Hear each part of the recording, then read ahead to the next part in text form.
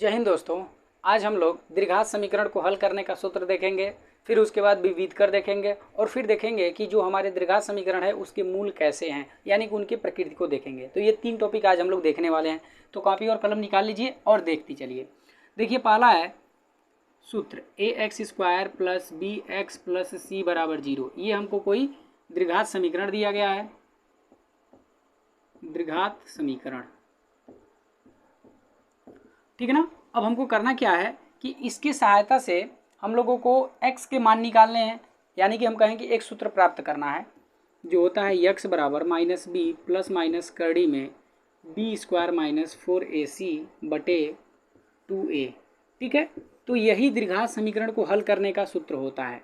ठीक है, x बराबर माइनस बी प्लस माइनस करड़ी में b² माइनस 4ac अपन 2a। इसी को हम लोग श्रीधराचार्य का सूत्र भी बोलते हैं, श्रीधराचार्य का सूत्र। ठीक है, तो दो तरह से आपसे पूछा जा सकता है। पूछेगा कोई कि बताइए द्विघात समीकरण को हल करने का सूत्र क्या होता है, तो ये होता है, या फिर कोई बोलेगा कि श्रीधराचार्य का सूत्र क्या होता है, तो भी यही होता है। ठीक है ना। अब देखिए, चूंकि ये द्विघात समीकरण है तो इसके दो हल निकलेंगे। तो एक हल निकलेगा प्लस चिन्ह लेने पे और दूसरा हल निकलेगा माइनस चिन्ह लेने पे, यानी कि x के दो मान यहाँ से निकलेंगे, एक निकलेगा प्लस लेने पे, यानी कि माइनस बी प्लस कड़ी में b² माइनस 4ac अपान 2a, और जो दूसरा है वो कौन सा निकलेगा, माइनस चिन्ह लेने पे, यानी कि माइनस बी माइनस कड़ी में b² माइनस 4ac अपान 2a। ठीक है, तो यही दोनों हो जाएंगे x के वैल्यू। ये दोनों एक साथ लिखे गए हैं और ये अलग अलग लिखे गए हैं। ठीक है ना। अब देखिए, यही जो हमारा x बराबर इतना आ रहा है, ये कैसे आता है इसके हम लोग देखते हैं। तो अब हम इसको मिटा रहे हैं और यहाँ कैसे ये आ रहा है इसको हम देखते हैं। तो देखिए, यही है ना। अब हम क्या करते हैं, दोनों पक्षों में a से भाग दे देते हैं। तो जब a से भाग देंगे, दोनों पक्षों में a से भाग देने पर, जब a से भाग देंगे तो ये x² हो जाएगा, और इसमें a से भाग देंगे तो b बटा a, फिर x, फिर प्लस c बटा a बराबर 0। अब हमको पूर्ण वर्ग बनाना है इसको, क्योंकि हमको x का मान निकालना है। तो देखिए, यहाँ पे चूंकि x दो जगह दिख रहा है ना, तो ये एक जगह कैसे आएगा, ये एक जगह तब आएगा जब ये पूर्ण वर्ग बन जाएगा। तो पूर्ण वर्ग बनाने के लिए क्या करेंगे, x के जो गुणांक होते हैं उसमें 2 से भाग देते हैं। 2 से भाग देने पर जो मिलता है उसी का वर्ग जोड़ देते हैं और उसी का वर्ग घटा देते हैं, तो ये होल स्क्वायर में बन जाता है। यानी कि x² प्लस b बटा a इंटू एक्स, फिर प्लस b बटा 2a का होल स्क्वायर, ये हमने जोड़ दिया, और फिर यही b बटा 2a का होल स्क्वायर हम घटा दे रहे हैं ताकि इसके मान में कोई अंतर ना आए। और फिर साथ ही साथ यहाँ पे देखिए प्लस c बटा a है बराबर 0। अब ये जो शुरू के 3 पद हैं ये a प्लस बी के होल स्क्वायर बन जाएंगे, क्योंकि x का गुणांक प्लस में है। और यहाँ पे देखिए a का मान ये पूरा का पूरा है और b का मान ये है, यानी कि ये बन जाएगा x प्लस b बटा 2a का होल स्क्वायर, और ये उधर जाएगा तो माइनस में है, तो उधर जाएगा तो प्लस में हो जाएगा b बटा 2a का होल स्क्वायर, और फिर ये उधर जाएगा तो माइनस c बाई a हो जाएगा। अब ये x plus b by 2a का होल स्क्वायर, अब b का स्क्वायर b² होगा, और 2 का स्क्वायर 4, a का स्क्वायर a² हो जाएगा, फिर यहाँ पे माइनस c बाई a। अब यहाँ पे x plus b by 2a का होल स्क्वायर बराबर, यहाँ पे एलसीएम लेंगे तो 4a² हो जाएगा, तो यहाँ पे तो कोई परिवर्तन ही नहीं होगा। लेकिन जब a से 4a² में भाग देंगे तो 4a बार भाग जाएगा, और जब 4a का गुणा c में करेंगे तो 4ac हो जाएगा। अब यहाँ पे हम दोनों पक्षों का वर्गमूल ले सकते हैं। दोनों पक्षों का वर्गमूल लेने पर देखिए, जब दोनों पक्षों का वर्गमूल लेंगे तो यहाँ से घात में जो 2 है वो हट जाएगा, और इधर प्लस माइनस आएगा और फिर कड़ी आएगा, तो ये b² माइनस 4ac अपान 4a²। ठीक है ना। और फिर देखिए, ये जो ऊपर b² माइनस 4ac है ये तो अपने होल स्क्वायर में नहीं है, तो ये क्या हो जाएंगे, कड़ी में ही रह जाएंगे। तो ये देखिए x plus b by 2a, और ये कड़ी में ही रह जाएगा, तो प्लस माइनस कड़ी में b² माइनस 4ac। ठीक है, ये गलतियाँ मत करिएगा कि यहाँ पे b² है तो हम इसमें से एक कॉमन ले लें। देखिए, कॉमन हमेशा कड़ी में से तभी होता है जब वो गुणे में हो। तो ये देखिए, ये b² और ये 4ac गुणे में नहीं ना है, तो हम इसमें से ये कॉमन नहीं ले सकते। ठीक ना। कॉमन कब होता है, चाहे गुणे में हो चाहे भाग में हो, तभी जाकर कॉमन होगा।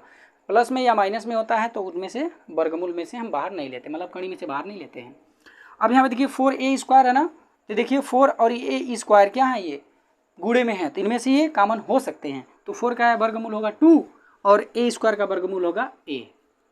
तो इस तरह से देखिए अब ये उधर जाएगा तो -b/2a हो जाएगा, फिर इधर प्लस माइनस, फिर ऊपर है कड़ी में b² - 4ac और नीचे है 2a।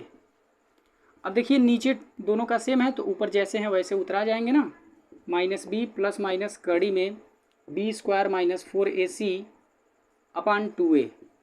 ठीक है, तो इस तरह से देखिए x के ये मान निकलेंगे और यही हमने आपको ऊपर लिख करके बताया था। तो इसी को क्या बोला जाता है, इसी को श्रीधराचार्य का सूत्र बोला जाता है, श्रीधराचार्य का सूत्र। तो यही है, ठीक है, आप इसको जल्दी से नोट कीजिए, फिर आगे हम लोग देखते हैं विविध कर। ठीक है, अब हम इसको मिटाते हैं।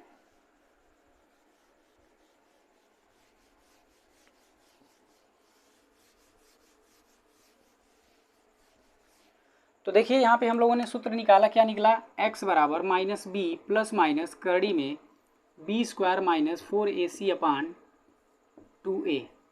ठीक है, यही हमारा फार्मूला निकला था। अब देखिए दूसरा पॉइंट है हम लोगों का विविध कर।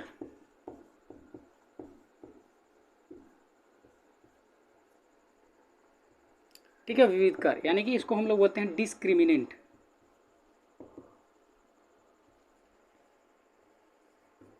ठीक है, डिस्क्रिमिनेंट मतलब विविध कर। और ये होता कौन सा है, ये जो कड़ी में देख रहा है ना b² - 4ac, इसी को हम लोग बोलते हैं विविध कर, यानी कि b² - 4ac को ही बोला जाता है विविध कर। अब देखिए विविध कर का जो इंग्लिश है वो डिस्क्रिमिनेंट है और डिस्क्रिमिनेंट का पहला अक्षर डी है, इसीलिए इसको डी से डिनोट किया जाता है। डी बराबर होता है b² - 4ac। ठीक है, देखिए ये विविध कर करता क्या है, यही विविध कर इस द्विघात समीकरण के जो मूल होते हैं उनकी प्रकृति को बताता है कि उनकी मूल कैसे हैं। ये जो है कि परिमेय है कि अपरिमेय है, ठीक है ना, ये पूर्ण वर्ग होगा कि नहीं होगा, इन सब के बारे में यही डिस्क्रिमिनेंट यानी कि b² - 4ac ही बताता है। ठीक है, तो इसी को हम लोग बोलते हैं विविध कर। तो ये हो गया। अब हम लोग तीसरा टॉपिक को देखते हैं, मूलों के प्रकृति को। ठीक है, चलिए अगला देखते हैं। तीसरा पॉइंट, मूलों की प्रकृति। मूलों की प्रकृति, ठीक है ना। अब देखिए ये द्विघात समीकरण है, तो जब ये द्विघात समीकरण है तो इसके दो मूल निकलेंगे।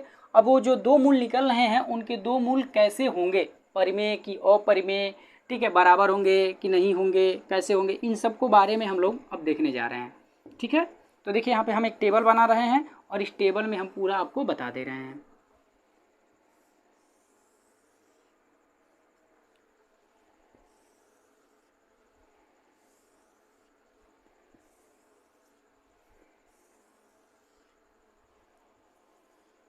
ठीक है, अब देखिए यहाँ पे क्या है, विविध कर। विविध कर यानी कि यही b² - 4ac। और यहाँ पे क्या है, मूलों की प्रकृति।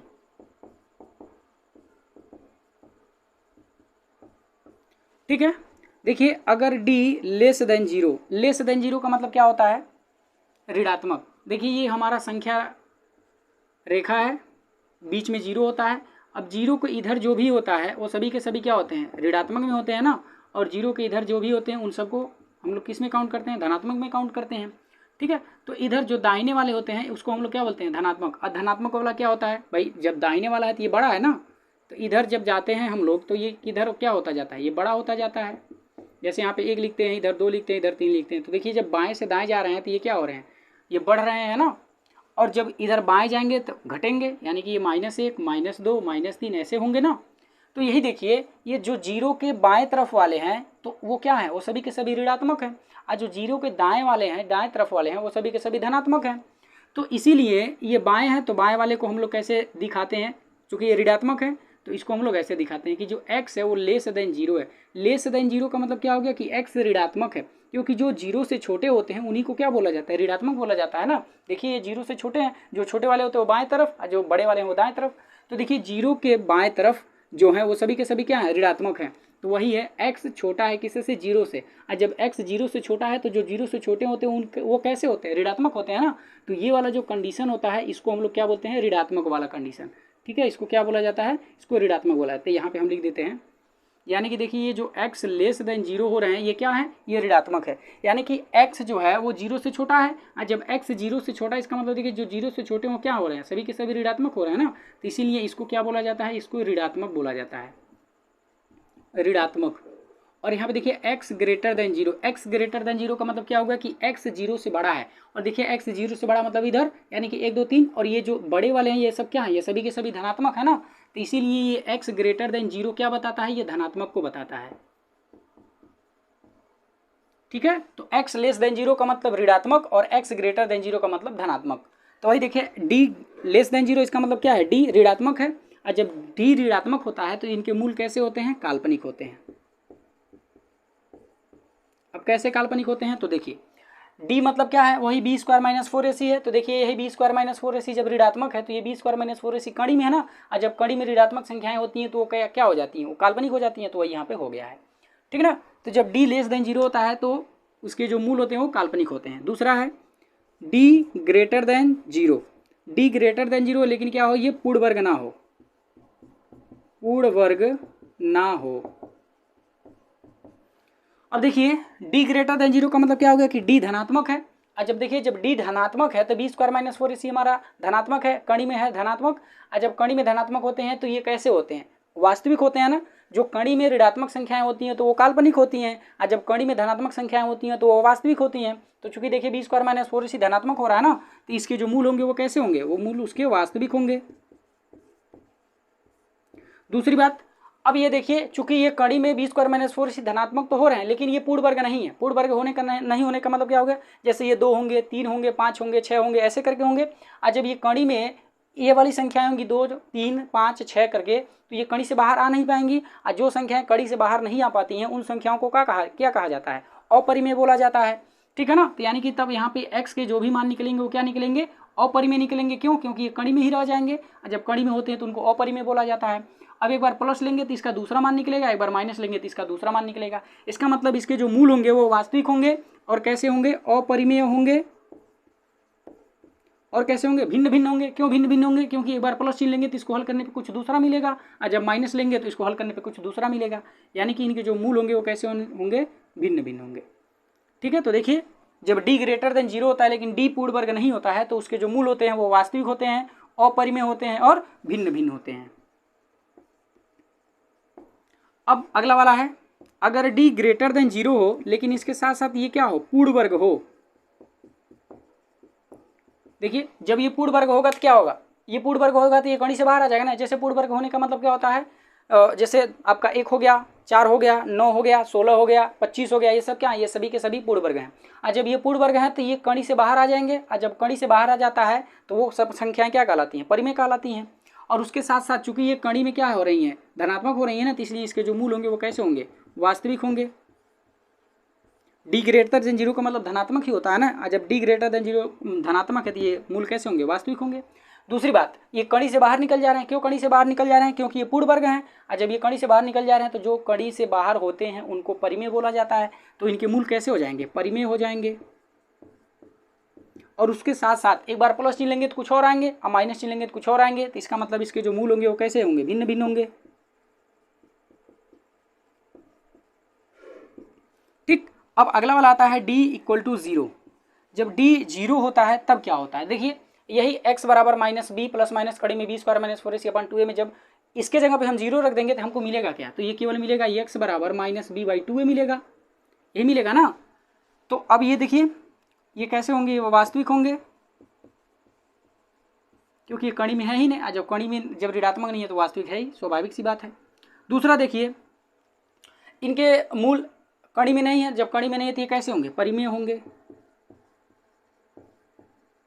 उसके साथ साथ अब देखिए इसके जो मूल हैं वो x बराबर माइनस बी अपन 2 हैं, और जबकि ये दीर्घात समीकरण है तो इसके दो मूल निकलने चाहिए, जबकि हमको केवल x बराबर इतना ही दिख रहा है। अगर यहाँ पे प्लस माइनस होता तो एक बार प्लस लेने पे एक मान निकल जाता, माइनस लेने पे दूसरा मान निकल जाता, लेकिन यहाँ पे तो प्लस माइनस है ही नहीं। इसका मतलब चूंकि ये दीर्घात है तो दो मूल होने चाहिए, लेकिन हमको एक ही दिख रहा है। इसका मतलब क्या हो गया कि जो दूसरा वाला है ना वो दूसरा वाला भी यही है।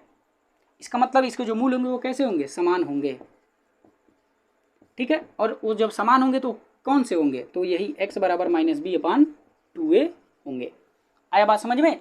तो ये होता है उसका मूलों की प्रकृति, डी को देख करके हम बता सकते हैं कि उसके मूल कैसे होंगे, ठीक ना। अब देखिए यहाँ से उल्टा भी प्रश्न बनाता है, खास करके ये चौथे वाले पॉइंट से क्या करता है, बोलता है कि कोई इक्वेशन दे देगा, जैसे यही इक्वेशन दे दिया एक्स स्क्वायर माइनस के एक्स प्लस 5 इक्वल टू 0, बोलेगा कि इस द्विघात समीकरण के जो मूल हैं वह बराबर हैं, तो बताइए के का मान क्या होगा। और हम जानते हैं कि जब इसके मूल बराबर होते हैं तो डी बराबर 0 होता है। देखिए जब मूल समान होते हैं, बराबर होते हैं, तो डी बराबर 0 होता है ना, तो हम लोग यहाँ से डी बराबर 0 करके करते हैं, तो डी बराबर 0 कर दिए। और डी बराबर फार्मूला क्या होता है, बी स्क्वायर माइनस 4ac बराबर 0, और बी ए और सी यहाँ से निकाल लेंगे। जो एक्स स्क्वायर का गुणांक होता है वो ए होता है, जो एक्स का गुणांक होता है वो बी होता है, जो अचर पद होता है वो सी होता है।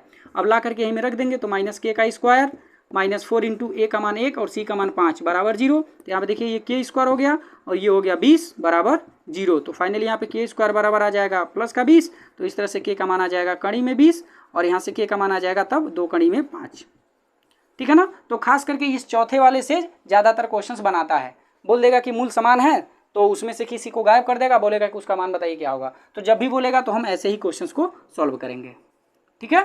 तो आप इसको बढ़िया से नोट कर लीजिए।